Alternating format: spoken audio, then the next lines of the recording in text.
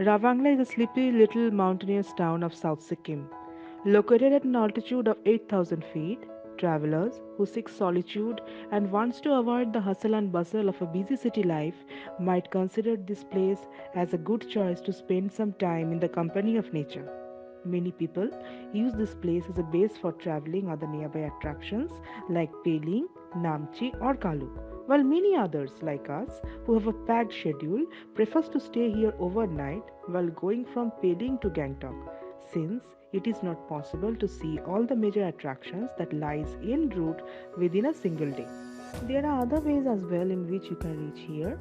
There is a good road network connecting Gangtok with Ravangla and the distance is 66 km. It will take 3 hours to 3.5 hours approx. From Namchi, which is 26 km away, it will take an hour. From Pelling, it will take 2.5 hours to cover the 49 km distance. These road conditions are good and people usually combine two or more of these destinations together like we did. How to reach Ravangla? There are many ways to get in here.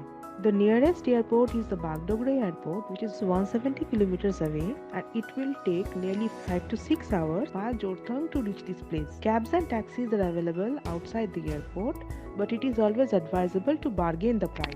The nearest station is the NDP station. It is 170 kilometers away. Cabs are available for Ravangla from outside the station, but they are quite few in number. If you are not traveling in a group, then it might seem a bit costly since you need to reserve an entire car. Average fare is around 4000 INR and it will take nearly 6 hours since the road conditions are not good. We visited Ravangla from Pelling via Namchi, and while doing so, we also simultaneously visited the major tourist attractions that lies en route, like the CHARDHAM in Namchi, the SAMDRUPTESE monastery in Namchi, and the TEMI tea garden.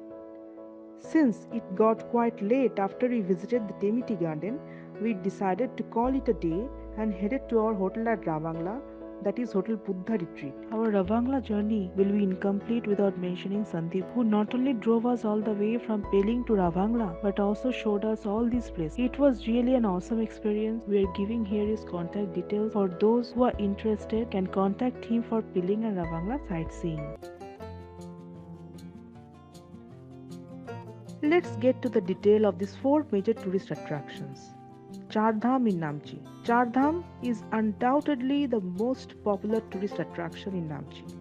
It is built on the top of Solopok Hill and is 5 km away from the Namchi town. According to Hinduism, in order to attain moksha or salvation, one needs to offer pilgrimage at dhams or religious places of worship.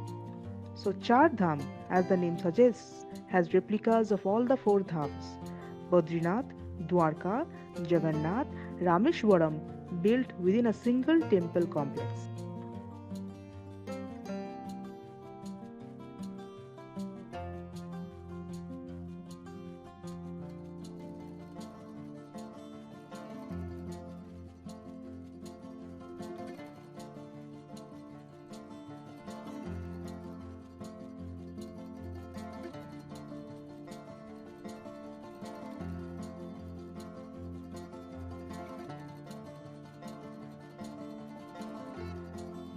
87 feet high statue of Lord Shiva in the sitting posture overlooking the valley is what will catch your eyes at the first glimpse. But there are other things as well. Apart from this gigantic statue, this pious place is surrounded by replicas of 12 Jyotirlingas that offers one single platform to all Lord Shiva devotees. There is a common belief that Lord Shiva was incarnated as Lord Kirateshwar in Indrakil, which is the present state of Sikkim. This is the reason why he is worshipped as Lord Kirateshwar by the people of Sikkim. A 16.5 feet statue of Lord Kirateshwar is also built within the complex. There is enough parking space as well as a Yatri Nivas hotel with pure vegetarian restaurant just before the entrance of Chardham complex. So you can take your lunch or snacks here before heading to other attractions. But we had our lunch with a rice thali and thupka and momo by a small yet clean and tidy roadside eatery offering simple homely food as suggested by Sandeep Bhaiya, who guided us from Pelling to Ravangla. One thing worth mentioning here is that don't rush into things while visiting this place. Take your time for seeing all the attractions that this place has to offer, and do not come between 12 to 1:30 pm, since doors of the temple within the complex are closed for lunch, even though you are allowed to see them and admire them from outside. Samdrupse Monastery is located 7 km uphill from Namchi town, on the Samdrupse hill, which means wish fulfilling hill in local Bhutia language.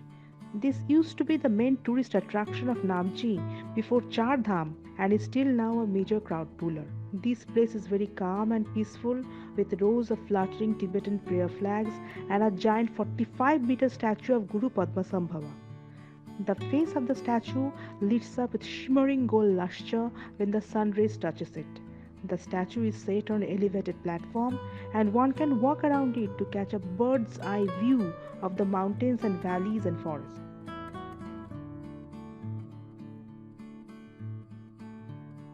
The entry to the monastery is from the backside.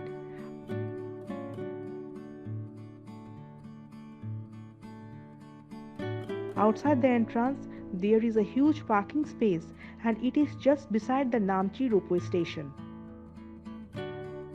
One has to buy tickets from the counter outside the monastery gate and have to walk for nearly 200 meters uphill with fluttering Buddhist prayer flags beside the pathway guiding you to the monastery. The statue of Guru Padmasambhava is so huge that it is visible from quite a few places of Sikkim and Darjeeling. There is a famous myth attached to this place that this hill is actually a sleeping volcano and Buddhist lamas are constantly praying to prevent it from erupting.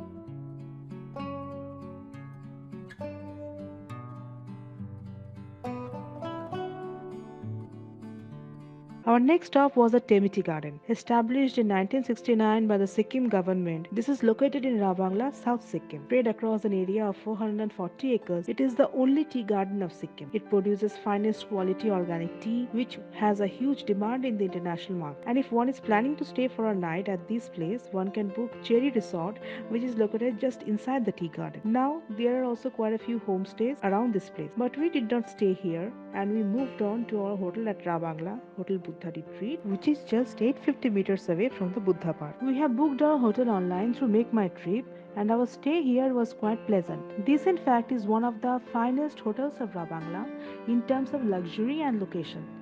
Food here is a bit costly though, but the service and tidiness of the place is really appreciable.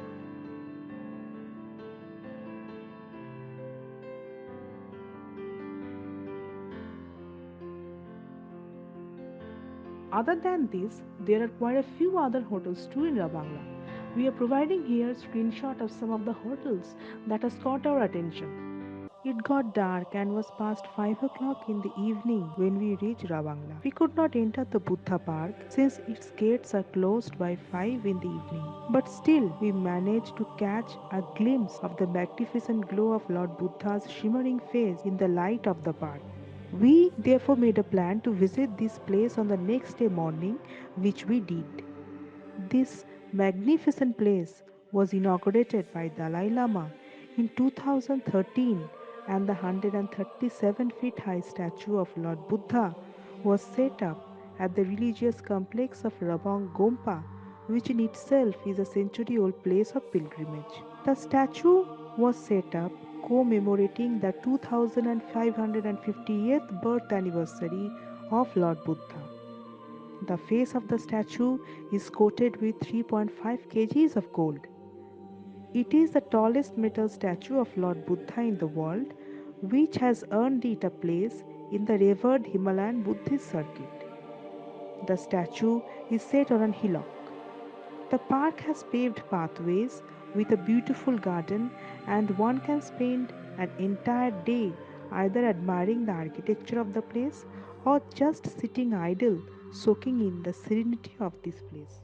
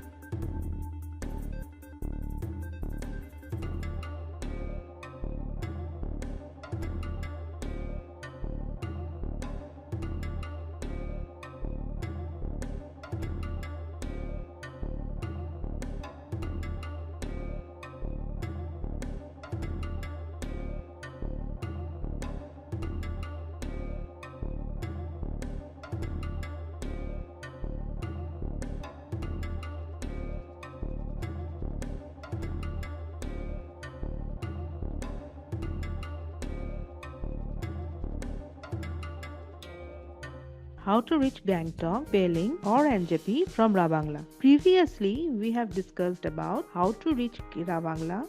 Now let's talk about how to go to other places from here. One can book tickets for Gangtok, Pelling or NJP from Ravangla taxi stand, which is located near Lal Bazar, just opposite to the Taste of Sikkim restaurant and Central Bank of India. There is another taxi stand as well, just opposite SBI, which is just few steps away from the first stand. The stand opposite SBI starts operation after 12 noon and the other stand operates till 12 noon. Both the stands are located 2 to 3 km away from the Buddha Park. For your convenience, we are providing you screenshot of the exact location and a snap of our ticket from Ravangla to Gangtok. But the thing that one shall keep in mind is that one should book the ticket 12 to 24 hours prior to the journey.